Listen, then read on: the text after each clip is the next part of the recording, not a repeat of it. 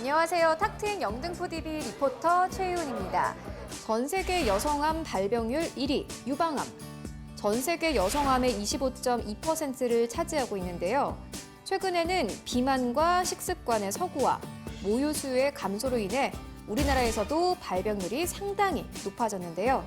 이 유방암은 재발과 전이가 쉬워서 꼬리가 긴 암으로 불리기도 하지만 예후가 좋아서 착한 암으로 불리기도 합니다. 오늘 이 시간을 통해서 유방암의 예방법, 진단법, 그리고 치료법까지 함께 알아보는 시간 가져보도록 하겠습니다. 선생님 안녕하세요. 네, 안녕하세요. 어서 오세요.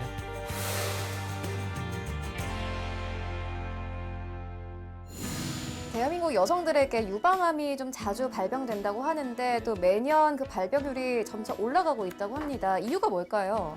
일단 유방암은 가족력이 있는 분들, 유전 영향이 있는 분들은 굉장히 위험성이 높고요. 또 여성 호르몬과 영향이 있기 때문에 여성 호르몬 에스트로겐에 지속적으로 많이 노출되는 경우에 유방암의 위험이 높습니다. 임신을 안 하거나 초경이 좀 빨라졌거나 아니면 폐경이 늦어지는 이런 경우도 발생률이 높고요. 또 최근 서구화된 영양식사, 이런 비만 이런 것들이 유방암과 연관이 있다고 알려져 있습니다. 네, 그리고 유방암에는 초기엔 증상이 없다고 들었는데 진행에 따라서 증상이 다른가요?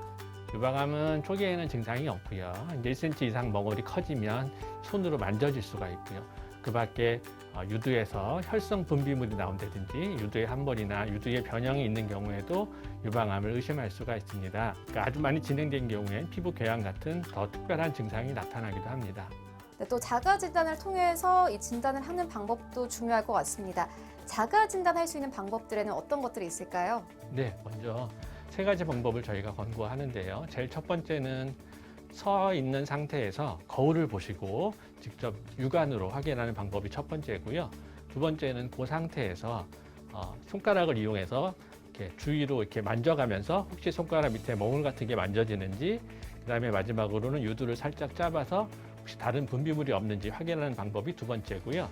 세 번째는 두 번째 방법을 쓴 상태가 아니라 누운 상태에서 양쪽을 번갈아 가면서 하시는 방법을 저희가 권고하고 있습니다.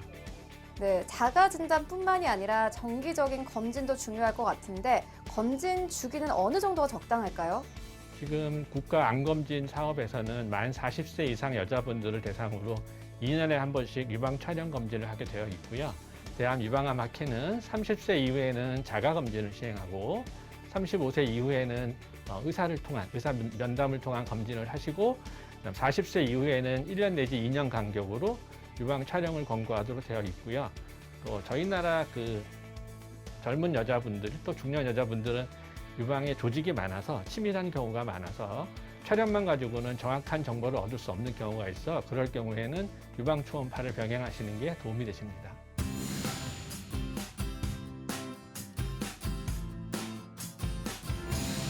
선생님 안녕하세요. 안녕하세요. 네, 이번에는 검진법에 이어서 치료법에 대해서 알아볼 텐데 유방암을 조기에 발견을 하면은 완치율이 90% 이상이라고 하는데 암 특성에 따라서 치료 방법이 다른 걸까요? 암의 조기 발견을 했을 경우에는 수술의 범위라든지 아니면 항암제를 투여할 수 있는 그런 기회가 오히려 더 적어질 수 있다고 볼 수 있죠. 그렇다고 해서 조금 더 진행이 됐다고 해서 너무 실망하거나 좌절할 필요는 없을 것 같아요. 왜냐하면 수술 범위가 좀 커지고 항암제 치료가 좀 더 더해진다는 것 뿐이지 그렇게 크게 좌절할 필요는 없을 것 같다고 생각합니다. 네, 그리고 유방을 좀 절제하는 경우도 많은데 이렇게 되면은 보건수술 많이들 하시나요? 과거에도 했고 요즘에는 성형수술의 그런 영향으로 인해서 요즘에는 많이 하는 추세이긴 하지만 예전에는 이제 유방을 전부 다 절제하는 경우가 많았기 때문에 그런 보건수술에 대해서 많이 관심을 가졌었습니다. 근데 요즘에는 한 수술의 4분의 3 정도가 부분 절제 수술을 하기 때문에 유방의 변형이 그렇게 심하진 않고요. 복근이나 배 안에 있는 그 대망을 이용해서 하는 성형수술을 하면은 조직이 변형 없이 이렇게 유지될 것 같습니다.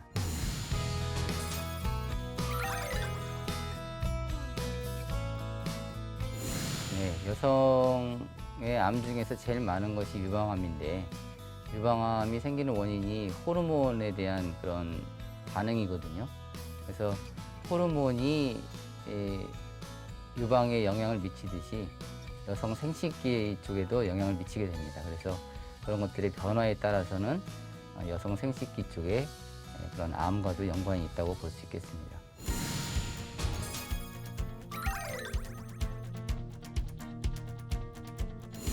그렇진 않습니다. 그 이유에 따르는 방사선 치료라든지 항암제 또는 호르몬 요법 아니면 표적 치료 여부에 따라서 그 결과가 온전하게 될 수도 있지만 가끔은 그 절제한 부위에서 다시 재발이 되는 경우도 있고요.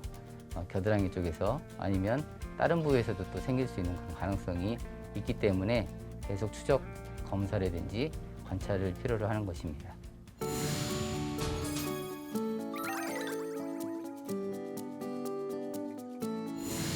실제적으로는 보형물이 문제가 되지 않으면 성형수술하고는 큰 연관이 될 수 없겠습니다. 그 자체, 유방 자체의 문제일 뿐이지 성형수술을 했다고 해서 유방암이 생긴다 그렇게는 보이지 않고요. 단지 유방 보형물 자체가 어떤 항암의 그런 원인이 되는 경우가 가끔 있기 때문에 그런 경우는 세심하게 그 보형물을 선택하셔야 될 것 같습니다. 네, 치료법도 중요한데 예방이 가장 중요할 것 같은데 유방암을 예방할 수 있는 방법들에는 어떤 것들이 있나요? 음식 같은 것도 드실 때 채소 같은 것도 좀 많이 섭취를 해주시고 결혼 연령도 실제로는 너무 늦어지는 그런 경향이 있기 때문에 그런 것도 될 수 있으면 적정 연령대에 결혼하시고 그 다음에 아이가 있으실 때는 모유 수유도 적당히 해주시는 것이 이런 유방암을 예방하는 데 도움이 될 수도 있을 것 같습니다. 네, 오늘 도움 말씀 감사합니다. 네, 감사합니다.